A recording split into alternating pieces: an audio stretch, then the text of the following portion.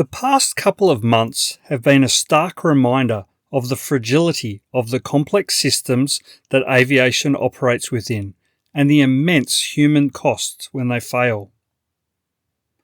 On December the 29th, 2024, Jeju Air Flight 2216, a Boeing 737-800, suffered a bird stroke while approaching Muan International Airport in South Korea. The pilots made a mayday call, performed a go-around. During their subsequent landing attempt, the aircraft landed on its belly and overran the runway end, colliding with the concrete structure associated with the instrument landing system for the runway. Tragically, 179 of the 181 people on board lost their lives. Barely a month later, on January the 29th, 2025, a United States Army Sikorsky UH-60 Black Hawk helicopter, PAT-25, collided mid-air over the Potomac River in Washington, D.C. with American Airlines Flight 5342. The helicopter crew were performing an annual flying evaluation with night vision goggles. They reported twice to air traffic control that they had visual contact with the Bombardier CRJ-700 airliner and would maintain separation from it. All 67 people aboard both aircraft were killed in the crash. Then, on February the 17th, 2025, Delta Connection Flight 4819 crashed and overturned on the runway while landing at Toronto Pearson International Airport in Canada. Thankfully, in this case, all 80 people on board the CRJ-900LR survived, albeit with 21 sustaining injuries in the rollover. As a professional pilot, every time there's a major aviation incident, I brace myself for the inevitable questions. What happened? Why did it go wrong? My answer is simple and consistent.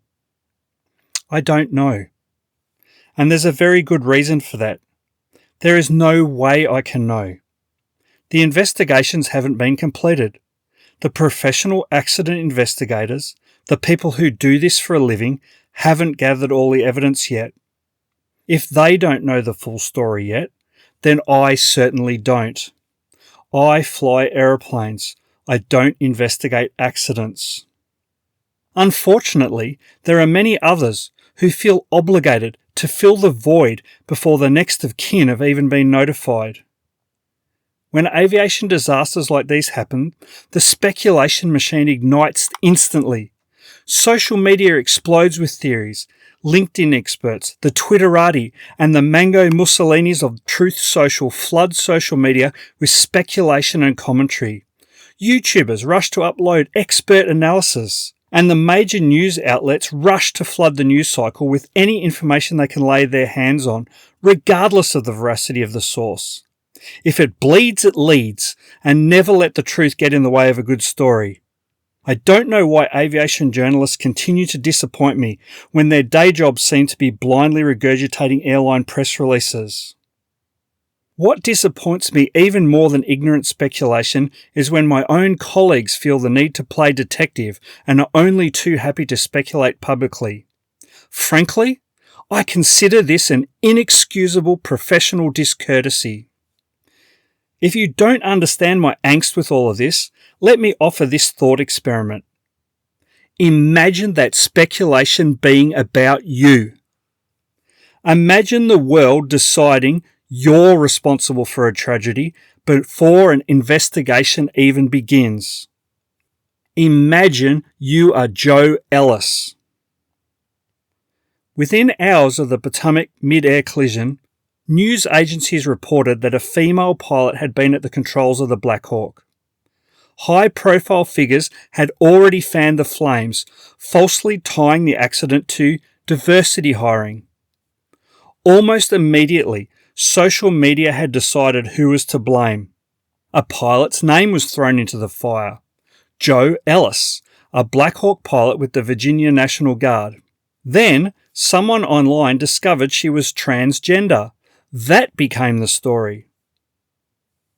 But there was a problem. Jo Ellis wasn't involved in the crash. She wasn't even flying that day. It didn't matter. Her name was now tied to the tragedy, not because of anything she did, but because people rushed to assign blame before the facts were in. Once the news cycle moves on, it's incredibly hard for an innocent person to recover their reputation. Retractions, if they even happen, are buried. Who remembers ever seeing a retraction go viral? Hello everybody, I'm Phil Wilkes. Welcome aboard the Like a Pilot podcast, where we unveil the soft skills pilots utilise every time they strap into those high-speed aluminium and carbon fibre giants we call airliners. This show is your ticket to understanding the how and why behind what makes aviation one of the safest modes of travel. So it's time to fasten your seatbelts and join me now as we embark on a journey through the skies, where pilot skills become the blueprints for high performance in any field. In this episode, we're going to look at why it's so important to wait for the facts and not jump to conclusions. We'll look at the work of James Reason and his Swiss cheese model, and we'll learn how to think like an aviation accident investigator. Another sad occurrence for aviation already this year was the passing of British psychologist James Reason. Reason's work, while rooted in psychology, became profoundly influential in aviation safety during the 20th century. His focus on human factors and systemic errors resonated deeply with aviation professionals who were seeking to move beyond blaming individual pilots for accidents. His Swiss cheese model, introduced in the 1990s, has been transformational in how we understand and investigate aviation accidents, quickly becoming a cornerstone of accident investigation and risk management in aviation, and it remains a vital tool used by investigators worldwide. There would not be a professional pilot on this planet who has not at some stage been exposed to and studied the Swiss cheese model of accident causation. When a crash occurs, speculation by Monday morning quarterbacks often tries to point to a single cause: a pilot's mistake, bad maintenance, a mechanical failure. But aviation, and in fact life, doesn't work that way. Accidents are rarely the result of just one factor. Reason's model illustrates this sequence of failures leading to an accident by comparing them to the alignment of holes in slices of Swiss cheese. Each slice represents a layer of defence, procedures, technology, training, while each hole signifies a potential weakness. When these holes line up, a hazard can pass through, leading to an accident. The aim of an aviation accident investigation is to reveal the full chain of failures, the exact way the holes in the Swiss cheese aligned. They aren't about laying blame either. They're about understanding how the system failed and putting in place additional defences. So what are the layers of cheese that an investigation will consider? Organisational influences. This layer includes factors like management decisions, resource allocation, and organisational culture. For example, the pressure to cut costs might lead to inadequate maintenance or insufficient training. Supervision. This layer involves the oversight and guidance provided by supervisors and managers. Failures in supervision might include inadequate monitoring of performance or a lack of clear communication. Preconditions for unsafe acts. This layer includes factors that can influence an individual's performance, such as fatigue, stress, or inadequate equipment. For example, a pilot who is fatigued due to long working hours is more likely to make errors. Unsafe acts. This layer represents the actions or inactions of individuals that can directly contribute to an accident. Examples include procedural violations, errors in judgment, or lapses in attention. The core principle of James Reason's Swiss cheese model is that accidents are rarely, if ever, the result of a single point of failure. He showed us that, to improve safety, we must look at the system as a whole. The power of Reason's model lies in its ability to shift our focus from individual blame to systemic improvement. By understanding how failures align, we can build safer systems. Let's look at an example. It remains the deadliest aviation accident in history. You may have already guessed. It's the 27th of March 1977, and we're talking about the collision on the runway of two Boeing 747 passenger jets at Los Rodeos Airport on the Spanish island of Tenerife. The captain of KLM Flight 4805 initiated its takeoff run in dense fog and collided with the right side of Pan Am Flight 1736, still on the runway. While the fundamental cause of the accident could be assigned to the KLM captain initiating takeoff without receiving explicit clearance from air traffic control, accident investigators from Spain and the Netherlands compiled a list of contributing factors that included sudden and dense fog significantly reduced visibility, preventing visual confirmation of the runway's status. Simultaneous radio transmissions interfering with clear communication, leading to misinterpretations. Ambiguous, non-standard phraseology was used by both the KLM first officer and the control tower, contributing to confusion. Organisational influences, such as the KLM crew being concerned about exceeding duty time regulations, creating pressure to depart quickly. The airport was congested due to rerouted aircraft, disrupting normal taxiway procedures. The KLM captain's management role at the airline meant that he had not flown regular routes for a long period of time. And the failure of other crew members to challenge the KLM captain. You may remember this one from our discussion about having difficult conversations in the very first episode of Like a Pilot. Tenerife wasn't caused by just one error. There was a chain of failures, any one of which, if broken, would have meant the accident could not have occurred.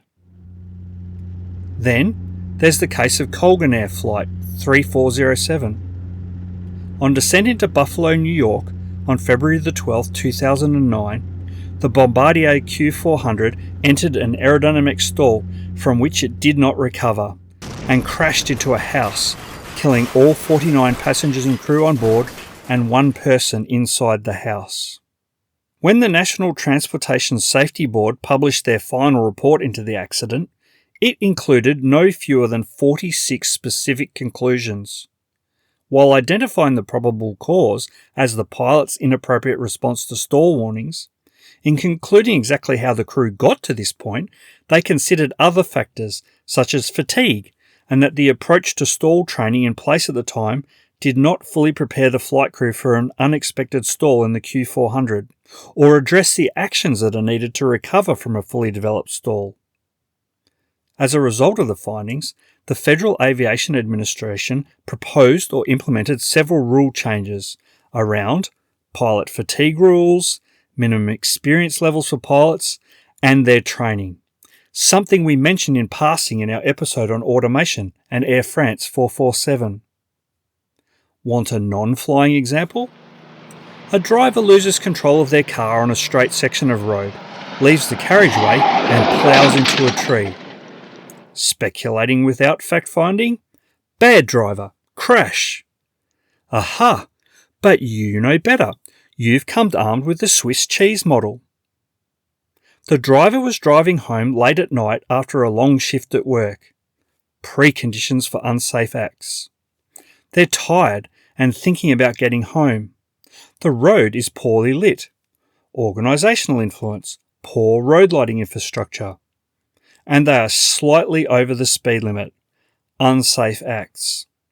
A deer suddenly jumps into the road, and the driver, due to their fatigue and reduced visibility, reacts too slowly, causing a collision. Here, several holes align to cause the accident. Often, the media and the public simplify accidents into a single cause. The pilot made a mistake. It was bad maintenance.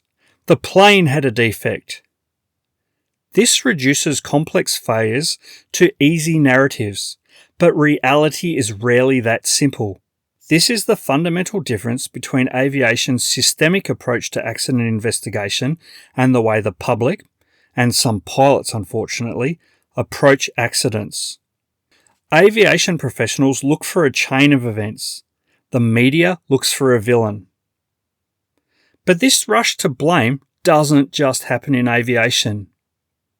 In 1996, during the Atlanta Olympics, security guard Richard Jewell discovered a backpack containing pipe bombs and helped evacuate the area, saving countless lives. But within days, the media painted him as a prime suspect. News reports portrayed him as a lonely, attention-seeking individual who must have planted the bomb himself. His life was turned upside down. The FBI investigated him intensely. The public turned on him. His reputation was ruined. By the time the real bomber was caught years later, the damage to Jewell's life was irreversible. His name still brings up associations with the crime, even though he was an innocent man who should have been remembered as a hero. This is the human cost of speculation. It's the cost of rushing to judgment before the facts are in. And unfortunately, it's a cost we see far too often. Understanding how accidents happen is just the first step. To truly prevent them, we need to foster a culture where learning and improvement are paramount. This is where concepts like just culture and its interconnectedness with other cultural elements comes into play. In episode 8, Confess Like a Pilot, we looked at just culture in depth. Now, I'm sure you all listened to that one, but as a quick refresher, just culture is about creating an environment where people are encouraged to report errors and near misses without fear of reprisal, while still holding individuals accountable for reckless behaviour. In aviation, just culture is crucial because it encourages pilots, air traffic controllers, and maintenance personnel to report safety concerns, allowing for proactive risk mitigation. Reason's model aligns perfectly with just culture by emphasising that accidents are often the result of systemic failures, not just individual errors. This encourages a focus on improving systems rather than simply blaming individuals. By looking at the holes in the cheese, we're looking at the system. Just culture allows the people who work within the system to report the holes. Just culture doesn't exist in isolation. It's part of a broader cultural ecosystem. We can visualize this as a chain or even a loop. A resilient culture fosters a just culture, which leads to a strong reporting culture, which enables a learning culture, which ultimately reinforces the resilient culture. That might sound a bit complex, so let's break it down. A resilient culture is the ability of an organisation to anticipate, monitor, and adapt to potential hazards. By fostering a just culture, where employees don't fear owning their mistakes or reporting hazards to the operation, they embrace a reporting culture. This allows the establishment of a strong learning culture, as the organisation now has reports from which to learn. The lessons learned are shared within the learning culture and best practices are established, ultimately reinforcing a resilient culture. This interconnected framework is essential for creating a truly safe and effective organisation. By fostering these cultures, we can move beyond simply reacting to accidents and instead proactively prevent them. How then do we avoid this speculative mindset? What then should be our takeaway from what we have seen in the media of late? How do we think like an accident investigator? Well, instead of jumping to conclusions, we should slow down and gather facts. Just because a story sounds plausible doesn't make it true. Avoid first thought conclusions. Investigators don't stop at the first cause, they look deeper. consider systemic failures, not just individual mistakes. If something goes wrong, ask, is this a one-off human error or is the system flawed? Resist pressure to form an opinion prematurely. In aviation, we don't declare causes before analysing the black boxes. You shouldn't either. Be willing to change your mind as new evidence emerges. Investigators adjust their conclusions with new data, so should you. If we expect the world to give us the benefit of the doubt when something goes wrong, then we should be willing to do the same for others. At the end of the day, we all want the same thing: truth, safety, and understanding. I think James Reason would agree with me. Thank you for joining me on this episode of Like a Pilot. I hope you've gained a new perspective on the importance of allowing facts to be exposed to the daylight and the dangers of speculation. Until next time, reason wisely. For more information, check out the show notes at philwilkes.com/podcast. The Like a Pilot podcast is written and produced by me, Phil Wilkes. If you'd like to support the Like a Pilot podcast, our Patreon page is available at patreon.com/likeapilot. And if you've liked the show, please remember to rate, share, and review.